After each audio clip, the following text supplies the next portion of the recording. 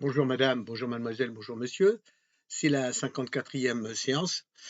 On attaque maintenant la PNL et là c'est le projet de vie. C'est vraiment très très important. Je vais vous donner un petit peu tous les éclairages. Dans ce que je vous dis, il faudra faire des petits tableaux simples ou des imprimés. Ce que je pense de cela, après réflexion ce matin, là, c'est que le projet de vie, finalement, il faudrait le faire tous les 10 ans. À l'aube de mes 80 ans, je pense que je vais le refaire pour voir si le contenu de ce projet de vie a changé. Et qu'est-ce qu'on peut améliorer? Parce que tous les ans, on peut améliorer. Voilà. Donc, le projet de vie, en fait, c'est une préparation. Vous écrivez un certain nombre de choses et normalement qui sont ce que vous vivez. Il ne faut pas tricher avec ça si vous voulez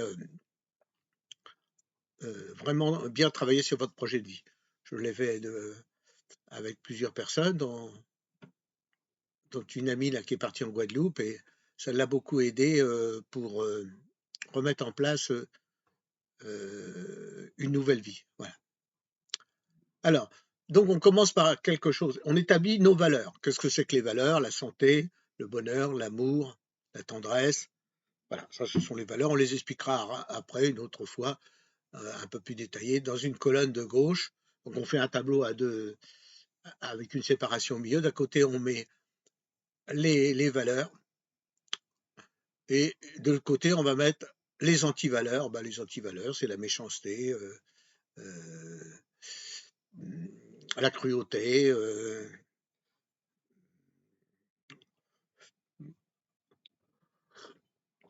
voilà, toutes ces choses qui sont évidemment, je veux dire que quand on parle de santé, on a presque l'antivaleur, c'est être en mauvaise santé, quoi. Le bonheur, c'est le malheur, voilà, donc, etc. Donc ça, c'est le premier, on établit nos valeurs. La deuxième, on hiérarchie nos valeurs et nos antivaleurs. Donc on prend pêle-mêle ça, on dit, voilà, moi, qu'est-ce que je veux? Bon, à mon âge, c'est par exemple être en bonne santé. Bon, voilà. Et puis, est-ce que maintenant, 10 ans après que j'ai fait mon projet de vie, voilà, ça fait pas 10 ans, ça fait 4-5 ans que je l'ai fait, est-ce qu'il est toujours valable? Voilà. Bon, je pense que c'est clair, et les antivaleurs, vous les mettez.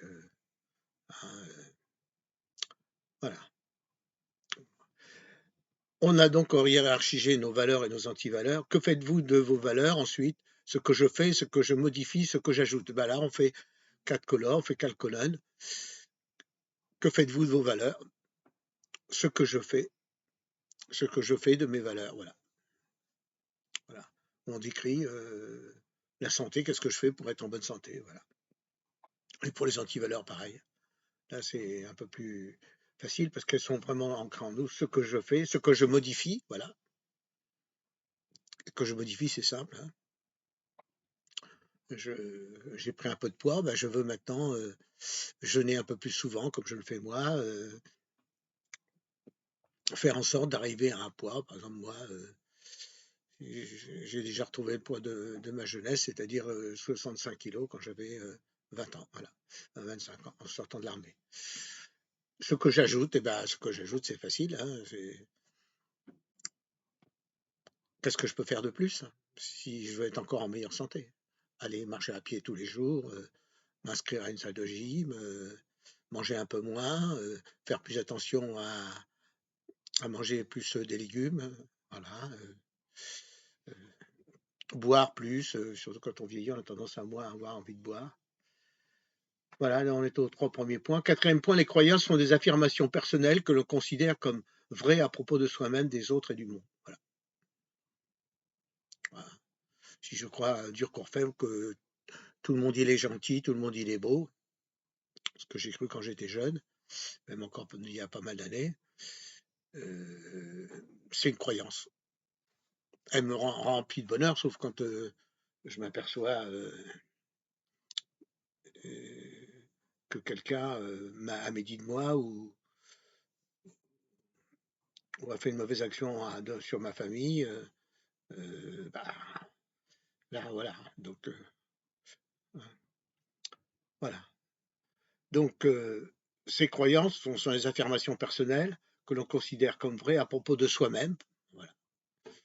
À propos des autres, qu'est-ce que je crois des autres, et du monde. Voilà. Toujours pareil, on va on parle de son microcosme et après on ouvre vers presque l'univers, quoi.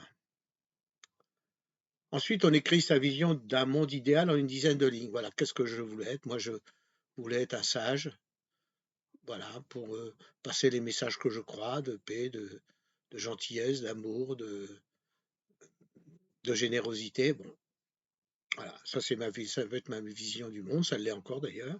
C'est pour ça que je fais des, des vidéos pour donner ce que je sais, comme ça, et amener aux gens peut-être un petit peu de bonheur à travers la découverte de ce que je vous dis dans ma vidéo. En rédiger sa mission ou son projet de vie. Bah, qu'est-ce que c'est que mon projet de vie? Bah, c'est aider mon prochain au maximum. Euh, j'ai eu un cabinet pendant pas mal d'années, mais c'est faire en sorte que les gens soient heureux. Voilà, soient heureux à travers leur projet de vie, à travers leur vie tout court, de leur famille, de leurs copains, de leurs loisirs, de leur, de leur projet professionnel.